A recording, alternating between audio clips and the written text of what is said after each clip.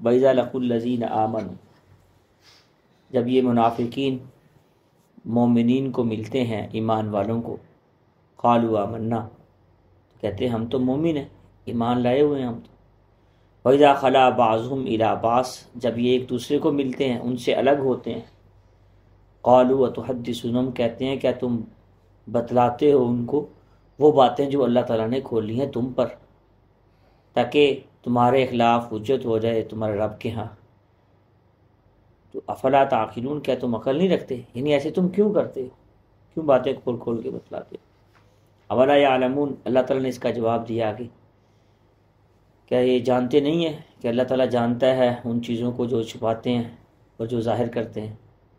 ومنہم immune, ایک طبقہ تو ان میں سے، ایک گروہ تو ان میں سے ان پڑھ ہے، لا یعلمون الکتاب، وہ کتاب کو نہیں جانتے، الا امانیہ، سوائے بے بنیاد چند آرزوں اور تمناؤں کے، وانہم الا یظنون، اور نہیں ہے وہ سوائے اس کے کہ گمان میں رہتے ہیں، یعنی بس خوش فہمی کا شکار رہتے ہیں۔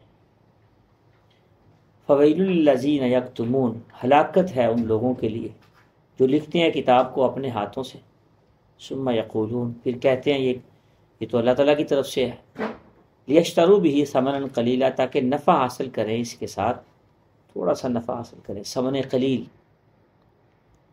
فویل لہم مما کتبت ایدیہم، اور بعض ہلاکت ہے ان لوگوں کے لیے جو لکھتے ہیں اپنے ہاتھوں سے، اور ہلاکت ہے ان کے لیے ان کے اعمال کی وجہ سے جو وہ کماتے ہیں۔ وقالوا لن تمسنا النار، وہ کہتے ہیں کہ ہمیں آگ نہیں چھوئے گی مگر چند دن، تھوڑا عرصہ، ایام معدودہ، گنے چنے دن۔ قل اتخذتم عند اللہ، کیا اللہ پاک فرما رہے ہیں کیا تم نے اللہ تعالیٰ سے کوئی عہد لیا ہے اس بات کا کہ تمہیں چاند دن آگ چھوئے گی یا تم نے آگ میں جہنم میں نہیں جاؤ گے؟ فلن، کہ جس کا اللہ تعالیٰ وعدہ خلافی نہیں کرے گا، فلن یخلف اللہ وعدہ۔ ام تقولون، یا تم کہتے ہو اللہ پر وہ جو تم کرتے ہو، ما لا تعلمون، جو تم جانتے نہیں ہو، وہ باتیں اللہ تعالیٰ کے خلاف یا اللہ تعالیٰ پر باندھتے ہیں، ما لا تعلمون، جس کو تم جانتے نہیں۔ بلا من کسب،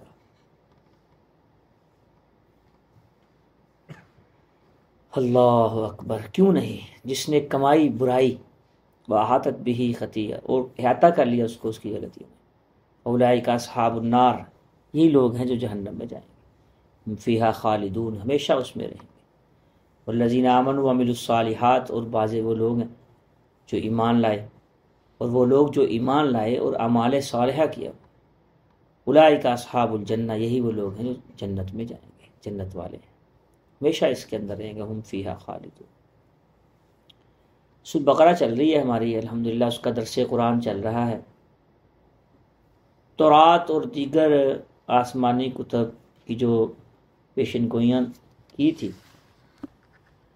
رسول اللہ صلی اللہ علیہ وسلم کے بارے میں، آسمانی کتابوں میں پہلے ہی پیشن گوئیاں کافی ہو چکی تھی کہ اللہ کے نبی ایک آخری نبی تشریف لائیں گے، ان کا آگے بھی ذکر بھی آئے گا، کیا کیا اللہ تعالیٰ نے عہد لیا تھا، وَإِذَا أَخَذَ اللَّهُ مِيثَاقَ بَنِي اسرائیل سے، اگلے رکوع سے۔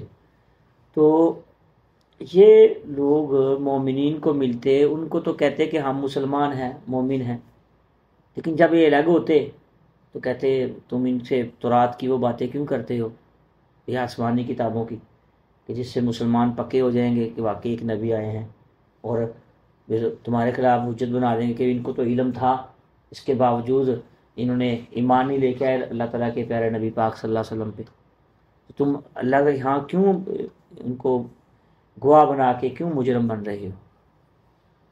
سامنے کہتے مومن ہے، پیچھے سے اس طرح کی وہ باتیں کیا کرتے تھے۔ تعلیمات نبوی صلی اللہ علیہ وسلم اور رسول اللہ صلی اللہ علیہ وسلم کی ذات اقدس کے بارے میں مختلف قسم کی باتیں یہ بناتے اور کرتے تھے۔ یہ کفار کی شروع سے بات رہی ہے، آج بھی ہے، قیامت تک رہے گی۔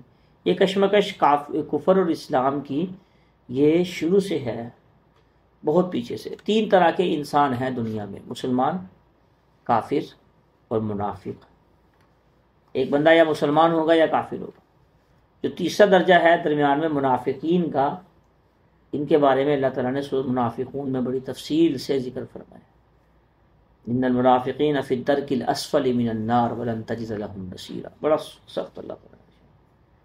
انسان کو ایک ہوتا ہے انسان کے اعمال میں کمزوریاں کا پیدا ہو جانا، اعمال کمزور ہیں، غلطی ہو گئی ہے، یہ کوئی گناہ ہو گیا، وہ معیوب نہیں ہے، وہ انسان ہے، غلطی ہو سکتی ہے، ہو جاتی ہے، اس پہ اڑے رہنا یا غلطی کو غلطی نہ سمجھنا، اس پہ توبہ کی توفیق ہی نہیں ملے گی۔ جب غلطی نہیں سمجھیں گے توبہ کی توفیق کیسے ملے گی؟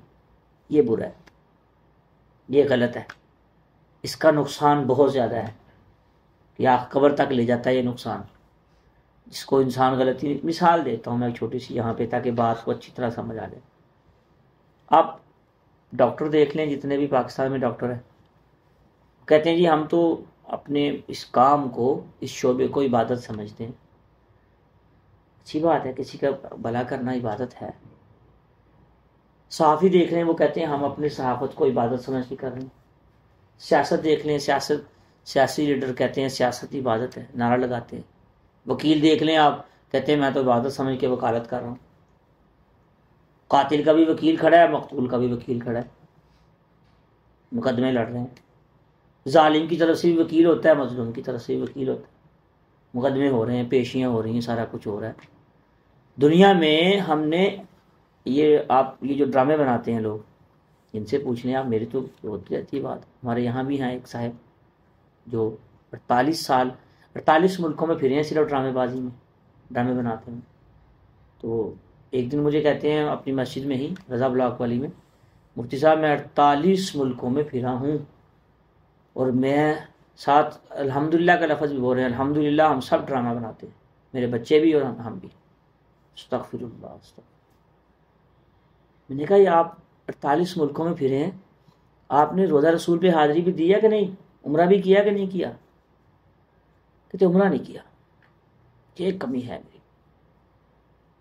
وہ عبادت سمجھ رہے ہیں اس کو، میں جو بات سمجھا رہا ہوں، بتا رہا ہوں، یہ عبادت ہے ڈرامہ بنانا، غیر محرم لڑکیاں، اور ایک ڈرامے کا معنی ہی ڈرامہ بازی ہے۔ تو ہم نے تمام شعبوں کو جو عبادت کے ساتھ جوڑ دیا ہے، یہ غلط ہے۔ شریعت کو تو عبادت کہیں گے، قرآن و سنت کے ساتھ جو چیزیں جڑتی ہیں، ڈاکٹری فی ذاتی ہی شعبہ بہت بڑی عبادت ہے۔ ایک مسلمان کو تکلیف ہو رہی ہے، رسول اللہ صلی اللہ علیہ وسلم نے تو یہاں تک فرمایا کہ اگر آپ راستے سے، بخاری شریف کی روایت ہے، ایک کانٹا بھی ہٹا دیں گے تو یہ بھی عبادت ہے۔ ایک مسلمان تکلیف میں ہے، کانٹے سے کسی نے تکلیف ہوتی ہے، اس کی تکلیف میں اس کا معاون بن جانا یہ عبادت ہے۔